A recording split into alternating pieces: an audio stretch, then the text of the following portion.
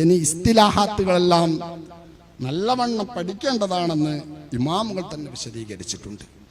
ഫിഖ് നോക്കുന്ന ആളുകളും ഫിഖ് പറയുന്ന ആളുകളും നല്ലവണ്ണം നഹ്വ് സർഫ് മനസ്സിലാക്കുന്നതോടൊപ്പം തന്നെ ഇസ്തിലാഹാത്ത് ശരിയാവണ്ണം മനസ്സിലാക്കണം. ഫഅലം അന്നഹു ലാ ബുദ്ദ അവ്വലൻ മിൻ തദ്ഖീഖിൻ നളരി ഫീ ഹാദിൽ ഇസ്തിലാഹാത്ത്. സാങ്കേതിക ശബ്ദങ്ങൾ നല്ലവണ്ണം പഠിക്കണം. ഖുസൂസൻ മുസ്തലഹ തുഹ്ഫ, തുഹ്ഫയുടെ സാങ്കേതിക ശബ്ദം നല്ലവണ്ണം മനസ്സിലാക്കിയിട്ട് തുഹ്ഫ വെച്ച് മസല പറയാവൂ. അല്ലെങ്കിൽ പെട്ടെന്ന് നോക്കി പറഞ്ഞാൽ ലാസ്റ്റ് കാണാം കഥാകാല ഭാഗവും മഹാനത് പറഞ്ഞ് ഒഴിഞ്ഞു മാറിയിട്ടുണ്ടാവും. ഈ മുഫ്തി നോക്കുമ്പോൾ എല്ലാ ഭാഗവും നല്ലവണ്ണം നോക്കി ഉറപ്പ് വരുത്തണം. അധ്യായങ്ങളിൽ വ്യത്യസ്തമായി വന്നിട്ടുണ്ടെങ്കിൽ ഏതാണ് റാജിഹി വ്യത്യസ്തമായി മനസ്സിലാക്കേണ്ടതുണ്ട്. 1-2 ഉദാഹരണം പറഞ്ഞ് ഞാൻ നിർത്തുകയാണ്. ലാക്കിൻ കമ, ലാക്കിൻ എന്ന് വന്നെടുത്ത് മനസ്സിലാക്കുക. തുഹ്ഫയുടെ ഇസ്തിലാ ആ ലാക്കിന് ശേഷം പറയുന്നതായിരിക്കും റാജിഹ്. കമ പറഞ്ഞിട്ടുണ്ടെങ്കിൽ കമ എന്നതിന് ശേഷം പറയുന്നതായിരിക്കും റാജിഹ്.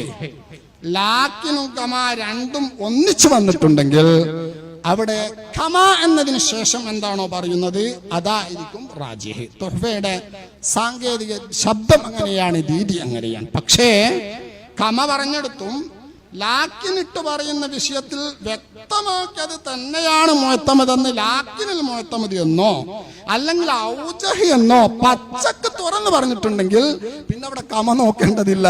ഫവൽ മുഅത്തമദ്, ആ പച്ചക്ക് പറഞ്ഞത് തന്നെയാണ് മുഅത്തമദ്. ഇത് വെച്ച് വിഷയം മനസ്സിലാക്കണം. ഉദാഹരണം എന്ന് പറയാം. ളറൂറത്തിന്റെ ഖാളി ഉണ്ടായിരിക്കെ മറ്റൊരാളെ തഹ്കീമാക്കാൻ പറ്റുമോ ഇല്ലോ, ഇതൊരു വിഷയമാണ്. ളറൂറത്തിന്റെ ഖാളിയുള്ള പ്രദേശത്ത് തഹ്കീം പറ്റുമോ ഇല്ലോ. നമ്മുടെ ശാഫി മദ്ഹബ് പറ്റില്ല എന്നാണ്. ളറൂറത്തിന്റെ ഖാളി ഉണ്ടായിരിക്കെ തഹ്കീമാക്കാൻ പറ്റില്ല. പക്ഷെ തഹ്കീമാക്കാൻ പറ്റും, അതാണ് റാജിഹ് എന്ന് ഫത്ഹുൽ മുഈന്റെ ഇബാറത്ത് അറിയിക്കുന്നുണ്ട്. ഫത്ഹുൽ മുഈന്റെ ഇബാറത്ത് ഇങ്ങനെയാണ്: അമ്മാ ഗൈറുൽ അഹ്ലി ഫലാ യജൂസു തഹ്കീമുഹു. മുഖല്ലിദ് മുജ്തഹിദ് അല്ലാത്ത ആളെ തഹ്കീമാക്കാൻ പാടില്ല. ഐ മഅ വുജൂദിൽ അഹ്ലി, അഹ്ലായ ഖാളി മുജ്തഹിദായ ഖാളി ഉണ്ടായിരിക്കെ മുഖല്ലിദിനെ തഹ്കീമാക്കാൻ പാടില്ല. വ ഇല്ലാ ജാസ, വ ഇല്ലാ ജാസ, അങ്ങനെയല്ലെങ്കിൽ തീരെ ഖാളി ഇല്ല, അല്ലെങ്കിൽ ഉള്ള ഖാളി അഹ്ലല്ല.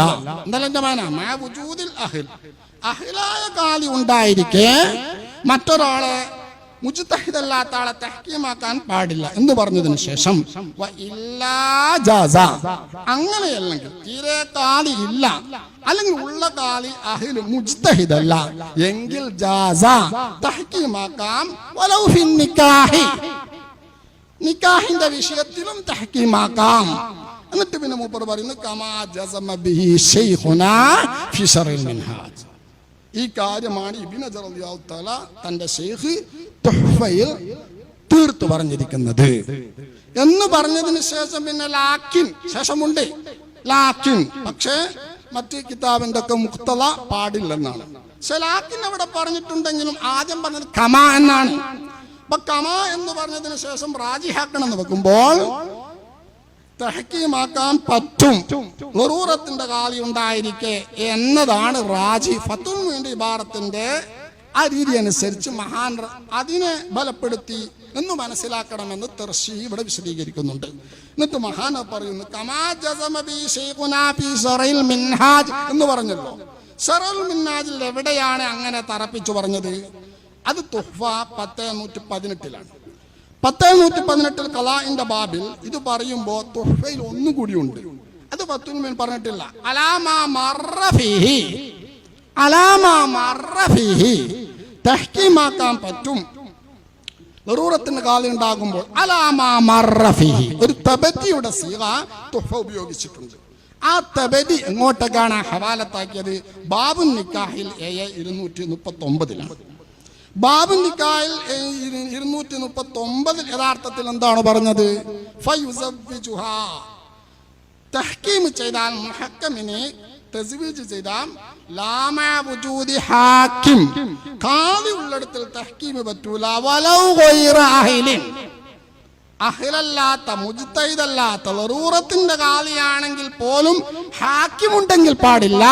കമാ ഹറർതുഹു ഫി ശർഇൽ ഇർശാദ് ഇല്ലേ അവിടെ പ്രയോഗിച്ചത് കമാ ഹറർതുഹു ഫി ശർഇ, അവിടെയാണ് മസ്അല. ആ കമാ ഹറർതു എന്നതുമാണ് നാം പിടിക്കേണ്ടത്. അപ്പൊ തുഹ്ഫ കമാ എന്നിട്ട് പറഞ്ഞത് അതാണ് റാജിഹാക്കേണ്ടത്. ഫതുഹുൽ മുയിൻ അലാമാ മറ എന്നത് ഒന്നെങ്കിൽ അത് ശ്രദ്ധിച്ചില്ലെന്നോ അല്ലെങ്കിൽ ആ ഭാഗം മൂപ്പർ നോക്കിയില്ലെന്നൊക്കെ തെർശയിൽ വിശദീകരിക്കുന്നതായിട്ട് നമുക്ക് കാണാൻ കഴിയും. ഏതായാലും മസ്അല ലറൂറത്തിന്റെ കാലിയെടുത്ത് തഹ്കീമാക്കാൻ പറ്റില്ല എന്നതാണ്. ഇങ്ങനെ ഓരോ ഇസ്തിലാഹിന്റെ പദപ്രയോഗം ശരിയാവണ്ണം ശ്രദ്ധിക്കുക. മുഹ്തമൽ ചിലടത്ത് കാണാം ഫത്തിൽ മീമി മുഹ്തമൽ. അപ്പോൾ മനസ്സിലാക്കേണ്ടത് ഖരീബുൻ റാജിഹ് എന്നതിന്റെ മേൽ അറിയിക്കുന്ന പ്രയോഗമാണ് മുഹ്തമൽ. ചിലടത്ത് കാണാം മുഹ്തമിൽ ബിൽ കസ്രി. ആ മുഹ്തമിൽ എന്നാണെങ്കിൽ ആ വാക്കുകൊണ്ട് അത് റാജിയാണെന്ന് മനസ്സിലാക്കാൻ കഴിയൂല.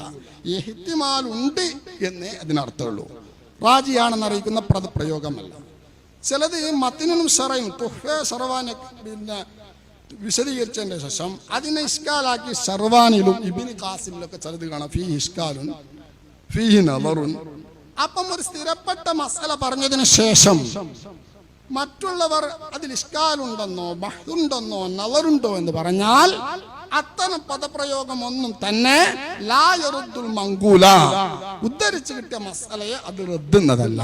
അവർക്ക് ഇഷ്കാലുണ്ട് എന്നതിന് മനസ്സിലാക്കേണ്ടതുള്ളൂ. ഒരു സ്ഥലത്ത് സ്വരീഹായി പറയുകയും മറ്റൊരു ഇബാറത്തിന്റെ മഫ്ഹൂമിന്റെ എതിരും മനസ്സിലാകുന്നുവെങ്കിൽ വൽ മഫ്ഹൂം ലാ യറുദ്ദു സരി, മഫ്ഹൂം സരീഹിനെ തള്ളുന്നതല്ല.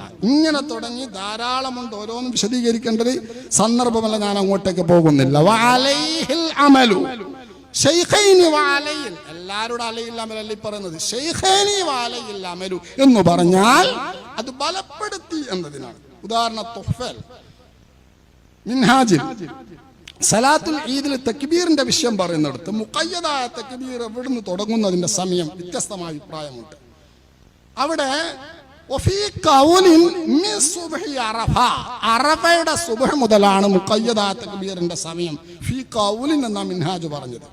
എന്നതിന്റെ ശേഷം നബവി ഇമാം പറഞ്ഞു വൽ അമലു അലാ ഹാദാ, വൽ അമലു അലാ ഹാദാ എന്ന് ശൈഖൈന് പ്രയോഗിച്ചാൽ അത് റാജിഹാണ് എന്നതിൻ്റെ മേൽ അത് അറിയിക്കുമെന്ന് ഇമാമുകൾ വിശദീകരിച്ചിട്ടുണ്ട്. അലാ നിസാഇൻ ഫീഹി അലാ ഖിലാഫിൻ ബിഹി എന്നൊക്കെ തുഹ്ഫ ചില വിഷയം പറഞ്ഞതിന്റെ ലാസ്റ്റ് അലാ നിസാഇൻ എന്നൊക്കെ കാണാം. അത്തരം പദപ്രയോഗം വിഷയത്തിൽ നിന്ന് ഒഴിഞ്ഞു മാറി എന്നതിൻ്റെ മേൽ അറിയിക്കില്ല.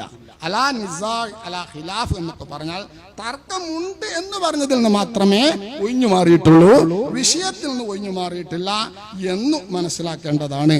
അല്ലാഹു